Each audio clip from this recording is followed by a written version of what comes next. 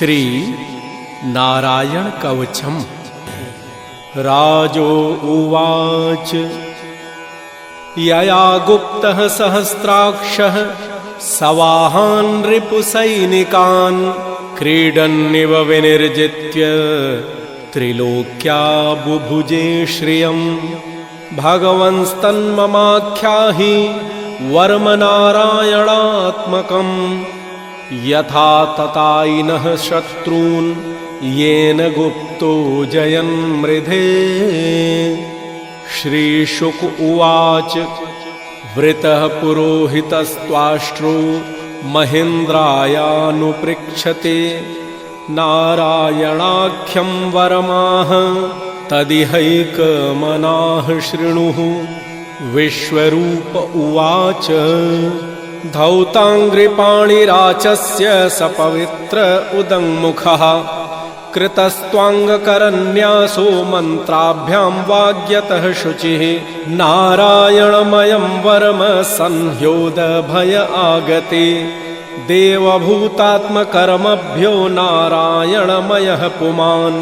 पादयोर्जानुनोरुर्वोरुदरे हृद्यथोरसि मुखे शिरस्यानुपूर्व्यादोङ्कारादीनि विन्यसेत्। ॐ नमो नारायणायेति विपर्यमथापि वा करन्यासं ततः कुर्याद्द्वादशाक्षरविद्यया प्रणवादीयकारान्तमङ्गुल्यङ्गुष्ठपर्वसु न्यसेद् हृदय ओङ्कारं विकारमनुमूर्धनि। षकारं तु भ्रुवोर्मध्ये णकारं शिखया न्यसेत्। वेकारं नेत्रयोर्युञ्ज्यान्यकारं सर्वसन्धिषु मकारमश्रमुद्दिश्य मन्त्रमूर्ति भवेत् बुधः। सविसर्गं फडन्तं तत् सर्वदिक्षु विनिर्दिशेत्। ॐ विष्णवे नमः इत्यात्मानं परं ध्यायेद्धेयं षट्शक्तिभिर्युतं। विद्यातेजस्तपोमूर्तिम् इमं मन्त्रमुदाहरेत्। ॐ हरिर्विद्यान्मम सर्वरक्षान्यस्ताङ्घ्रिपद्मः पतङ्गेन्द्रपृष्ठे। दरारिचर्मासि गदेषु चाप पाशान्दधानोष्टगुणोष्टबाहुः। जलेषु मां रक्षति मत्स्यमूर्तिर्यादो गणेभ्यो वरुणस्य पाशात्। स्थलेषु मायाभटुवामनोऽभ्यात् त्रिविक्रमः खेवतु विश्वरूपः। दुर्गेष्वटव्याजिमुखादिप्रभुः पाया नृसिंहो सुरयूथपारिः। विमुञ्चतो यस्य महाट्टहासं दिशो विनेदुर्यपतंशगर्भाः। रक्षत्वसौ माध्वनियज्ञकल्पः स्वन्दष्ट्रयोन्नीद्धतरो वराहः। रामोद्रिकूटेष्वथ विप्रवासे सलक्ष्मणोऽभ्याद्भरताग्रजोऽस्मान्। मामुग्रधर्मादखिलात् प्रमादान् नारायणः पातु नरश्च हासात्। दत्तस्त्वयोगादथ योगनाथः पायाद्गुणेश कपिलः कर्मबन्धात्। सनत्कुमारो वतु कामदेवाद्धयाननो मां पथि देवहेलनात्। देवर्षिर्वयः पुरुषार्चनान्तरात् कुर्मो हरिर्मां निरयादशेषात्। धन्वन्तरिर्भगवान् पात्वपथ्यात् द्वन्द्वाद्भयादृशभो निर्जितात्मा। यज्ञश्च लोकाद्वताज्जनान्तात् बलो गणात् क्रोधवशादहीन्द्रः। द्वैपायनो भगवान् प्रबोधात् बुधस्तु पाखण्डगणात् प्रमादात्। कल्किः कलेह कालमलात् प्रपातु धर्मावनायोरुकृतावतारः। मां केशवो गदया प्रातरव्यात् गोविन्द असङ्गवमात्तवेणुः। नारायणः प्राहन उदात्तशक्तिः मध्यं दिने विष्णुहरीन्द्रपाणिः।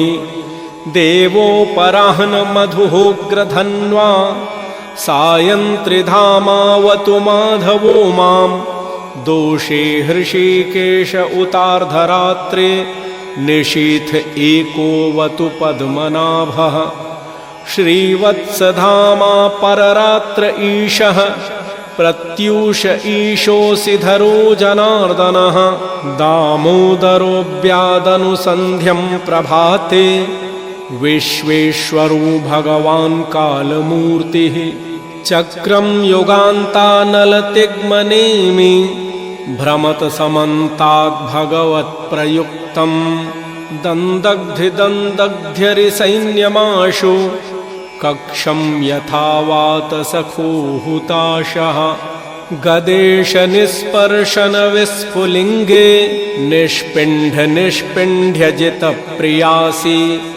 कूष्माण्डवैनायकयक्षरक्षो भूतग्रहोश्चूर्णय चूर्णयारीन् त्वं यातु धान् प्रथमप्रेतमात्री पिशाच विप्रग्रह घोरदृष्टीन् नरेन्द्रविद्रावय कृष्णपूरितो भीमस्वनूरेर्हृदयानि कम्पयन् त्वं तिग्मधारासि वरारिसैन्यम् ईशप्रयुक्तो मम छिन्धि छिन्धि चक्षुंश चरमन् शतचन्द्रछादय द्विषामघूनां हर पापचक्षुषां यन्नो भयं ग्रहेभ्यो भूत केतुभ्यो नृभ्य एव च सरीसृपेभ्यो दंष्ट्रिभ्यो भूतेभ्यो होभ्य एव च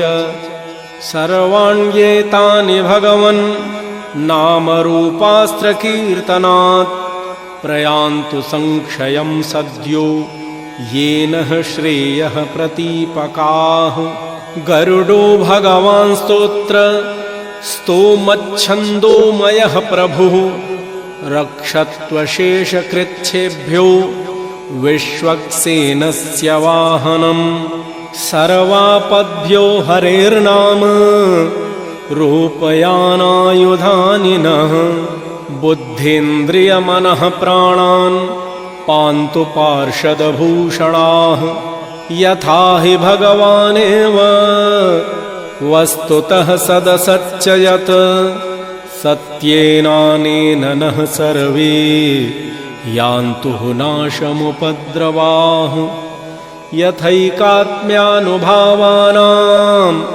विकल्परहितः स्वयं भूषणायुधलिङ्गाख्या धत्ते शक्तिः स्वमायया तेनैव सत्यमानेन सर्वज्ञो भगवान् हरिः पातु सर्वैः स्वरूपैर्नः सदा सर्वत्र सर्वगः विदिक्षो दिक्षोर्ध्वमधः समन्तादन्तबहिर्भगवान् नारसिंहः प्रहापयं लोकभयं स्वनेन स्वतेजसा ग्रस्तसमस्ततेजाः मघवन्निदमाख्यातं वर्मनारायणात्मकं विदेश्यस्यञ्जसा येन दंशितो सुरयूथपान् एतद्वारयमाणस्तु यं यं पश्यति चक्षुषा पदा वा संस्पृशेत् सद्यः साध्वसात् स विमुच्यते न कुतश्चिद् भयं तस्य विद्यां धारयतो भवेत् राजदस्युग्रहादिभ्यो व्याध्यादिभ्यश्च कर्हिचित् इमां विद्यां पुरा कश्चित् कौशिको धारयन् द्विजः योगधारणया स्वाङ्गं जहौ स मरुधन्वनि तस्योपरि विमानेन गन्धर्वपतिरेकदा ययौ चित्ररथः स्त्रीभिर्वृतो यत्र द्विजक्षयः गगनान्यपतत् सद्यः स विमानो ह्यवाक्षिराः सबालखिल्यवचनादः थीन्यादाय विस्मितः प्रास्य प्राची सरस्वत्यां स्नात्वा धाम स्वमन्वगात्।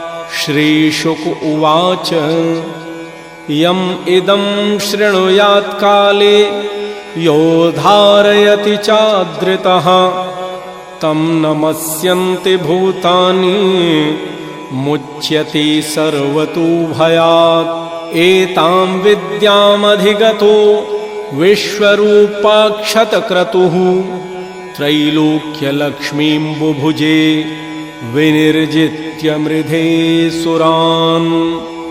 इति श्रीमद्भागवते षष्ठस्कन्धे अष्टमे अध्याये नारायणकवचं सम्पूर्णम्।